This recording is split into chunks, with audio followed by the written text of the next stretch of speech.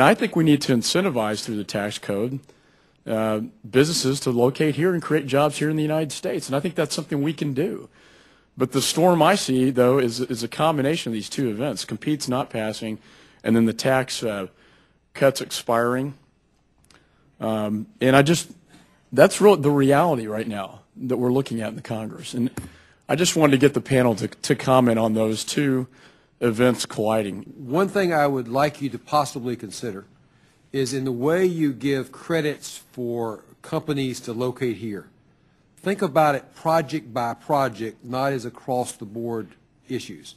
In Dan's summary of the 6 countries that were doing a good job, China and Singapore came to the top. And let me assure you, they will sit down with any major company in the U.S. and talk about a project you want to put there and what do you need to accomplish it.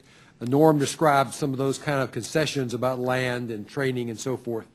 We have that on the state level here. We don't have it on the national level.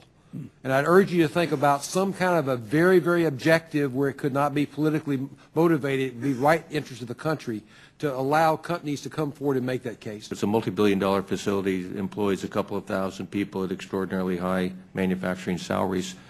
The disincentive in the United States to locate those facilities is the corporate tax rate and the lack of any incentives at the national level.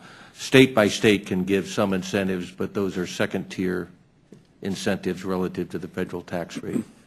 The biggest disincentive is to locating those facilities ongoing is, in fact, essentially the highest corporate tax rate in the world. In fact, drives people to make the logical financial investment to locate those facilities outside of the U.S. into a low or zero tax rate environment. If I could just, because the companies I talk to, they want to stay here in the United States, but we're not providing the incentives. And bottom line, it's about making a profit. You have a duty to your shareholders, and if we can't incentivize them to stay here, they're not going to, although they want to. They're patriotic. But Dr. Augustine?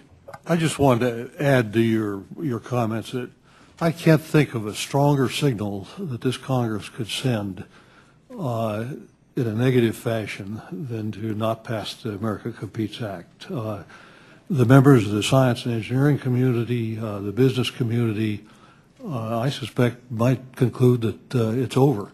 This country has always had the most powerful accelerator in the world. Now, for the first time, the most powerful accelerator is in France and Switzerland. The physicists from around the world are moving to France and Switzerland. They're leaving America, going there, because that's where the work is, that's where the excitement is, that's where the promise is. And that's the challenge I think we face.